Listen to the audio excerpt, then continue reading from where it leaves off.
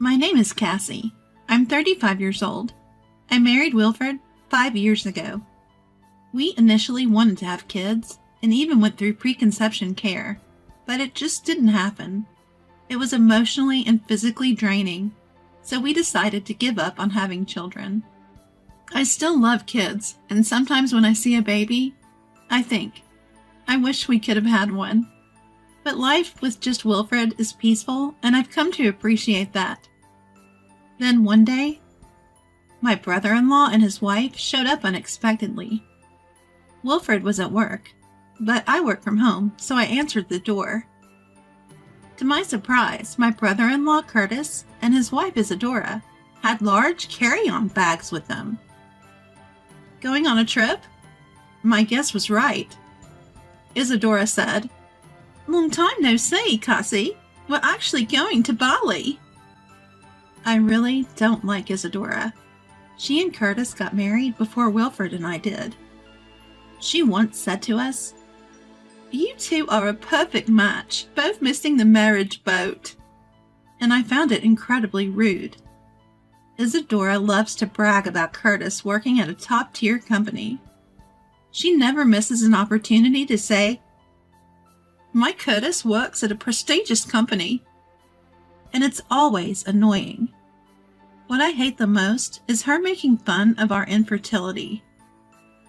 She knew we were doing preconception care, but said, "Doesn't preconception care feel unnatural? Will a child born that way even grow up properly? A naturally born child is always best, like our daughter Sasha." So it wasn't surprising that she came to brag about her trip to Bali. I was about to say, "Have a good trip," and close the door when Isadora said, "Wait," and pushed her 3-year-old daughter Sasha towards me. "We came to leave Sasha with you. She's too young to appreciate Bali. We'll be gone for a week, so take good care of her." "Excuse me?" Still stunned, Isadora went on. "Sasha has dry skin, so please apply cream after her bath. Oh, and she usually goes to bed at 8, so make sure she's asleep by then. She's potty training, so take her to the toilet as much as possible. And absolutely no eggs. She's allergic." "Wait. What?" "No, I can't do this. You can't just drop this on me." I tried to refuse her overwhelming demands, but Isadora ignored me. She tilted her head and smirked. "Cassie, you were doing preconception care, right? You wanted kids. I thought you'd be happy to look after a child you couldn't have, even if it's just for a week." Her words were so shocking, I couldn't say anything. Isadora dropped one more bombshell before leaving. "Take good care of Sasha. Oh, and don't leave her with my mother-in-law. I can't stand her." "Sasha, listen to your aunt, okay?" Curtis patted Sasha's head, and they left for their trip. Sasha and I stood dumbfounded at the doorway. When she realized she'd been left behind, she started to cry. I hurriedly took her inside. I'd wanted kids but had almost no experience with them. I didn't know what to do with a crying Sasha, so I tried to soothe her by saying, "It's okay," and showing her some cartoons on TV. Finally, she calmed down. Sasha had a small backpack with 3 diapers and a change of clothes for 1 day. Even with no parenting experience, I knew this wasn't enough for a week. Isadora often says, "This is why poor people," about us, but if she thinks we're poor, why didn't she leave any money for Sasha's care? My frustration grew. Isadora hates my mother-in-law, but I don't. I immediately called her for help. "I'm sorry to ask this so suddenly," I explained over the phone. "Oh my, what a situation!" she exclaimed and rushed over. My mother-in-law is straightforward, and often misunderstood as harsh, but I like her cheerful and no-nonsense personality. "Grandma!" "Sasha, long time no see. How have you been?" Sasha was thrilled to see her. Isadora never visited her in-laws, but when she was away for work, Curtis would often leave Sasha with my mother-in-law. Of course, we kept it a secret from Isadora. My Sasha has become quite the talker. Curtis can't keep secrets, so he stopped leaving her with me. It's nice to see Sasha after so long, said my mother-in-law, genuinely happy. Sasha seemed happy too. So when my mother-in-law asked if she could take her, I said, please do. That night, Wilfred came home. When I told him what happened, he was furious. Isadora knew we wanted kids, and still said that? You handled it well, Cassie. I would have lost my temper, he said, making me feel a bit better. A week later, a tanned Curtis and Isadora came to pick up Sasha. Wilfred had taken the day off, so we both confronted them. When we told them we'd left Sasha with my mother-in-law, Isadora's face twisted in anger. I told you not to leave her with my mother-in-law. I hate her. Sasha likes her for some reason, and it bothers me. Isadora, could you not openly say you hate someone's mother? It's rude. Wilfred calmly replied. Isadora glared at me.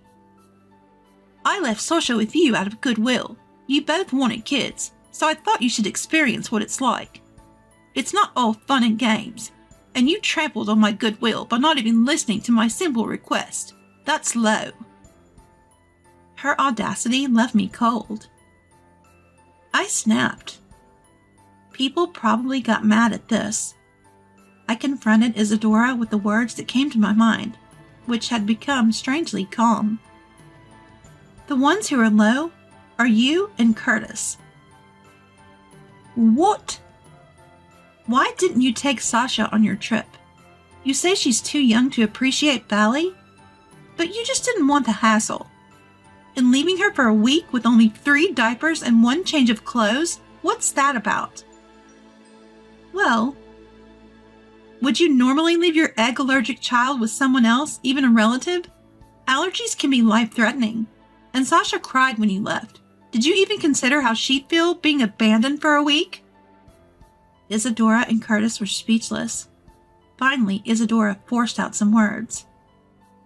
But I left Sasha with you out of goodwill, Cassie. You work from home. You have time. We're family. You could help a little with childcare.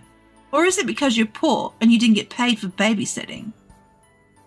As I sighed at Isadora's relentless need to belittle me, Wilfred, standing next to me, spoke up. Listen, Isadora, you keep calling us poor, but I think we earn more than you do. I work for a top international company, and Cassie makes twice as much as Curtis. As he said this, he pointed to a character merchandise displayed in our entryway. Recognize this character? Cassie designed it. What? Isadora and Curtis looked stunned, and for good reason. I'd never told them, not wanting to brag. But I was the designer of a character everyone knows. Designing its illustrations and merchandise is my main job, but I also illustrate children's books and create corporate mascots. I'm far from idle at home. I had no idea Cassie was such an amazing illustrator. Hey Cassie, give me an autograph. I want to show off at work. I couldn't hide my disdain as Curtis stepped forward, ignoring his stunned wife, and asked for an autograph. No. I refused, but he kept begging. Come on, please. Just then, my mother-in-law walked up from behind Isadora and Curtis. Ah, Mom. Wilfred noticed her, and Isadora quickly turned around. Isabella told her mother-in-law to bite. Mother-in-law, thank you for taking care of Sasha. We'll take her back now. No, I'll keep Sasha for a while longer. What? What are you talking about, Mom? Isadora and Curtis half smiled, thinking my mother-in-law was joking, but she was serious.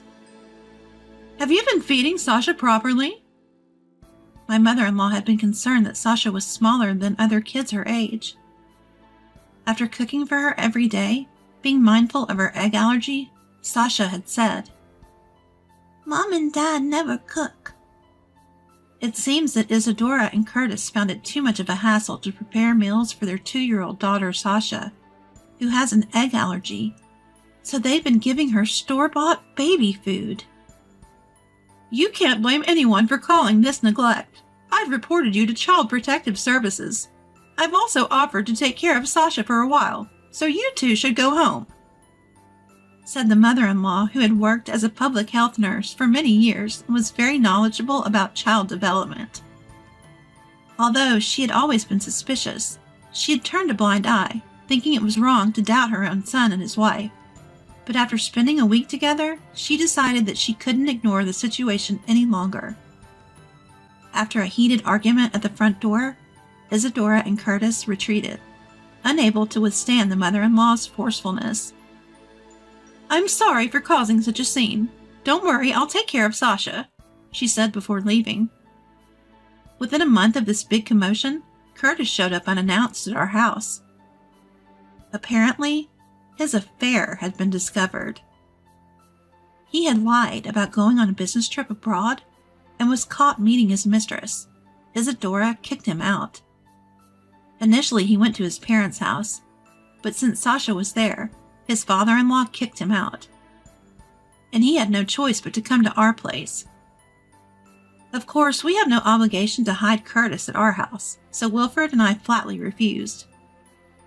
"We have no obligation to harbor you. Why don't you find a hotel?" we told him. And he left, shoulders slumped. In the end, Isadora and Curtis divorced. Curtis gained sole custody and moved back in with his parents after apologizing. I've heard from my mother-in-law that he's working hard to be a good dad to Sasha now, I learned. Isadora, who had not been properly raising Sasha, lost custody and broke down crying during the negotiations. She quit her job and returned to her parents' home in the countryside. It was pitiful to see Isadora, who had always acted so superior, end up broken and retreating to the countryside. "Auntie, did you come to play again today?" "Yeah, what should we play today?" "Let's play house. You be the baby, and Sasha would be the mom." "Sure." I started visiting my in-laws to play with Sasha during my work breaks. Both my in-laws and Curtis, who works during the day, are grateful for it. "I really appreciate you being so good to Sasha," Curtis told me recently. But even without their gratitude, I'm just happy to be friends with Sasha. When she lived with Isadora and Curtis, she often had a doll-like expression. But now she shows a lively, childlike smile. And above all, I love my picture books. And she absolutely loved the picture books I bring from work, which boosts my motivation even more.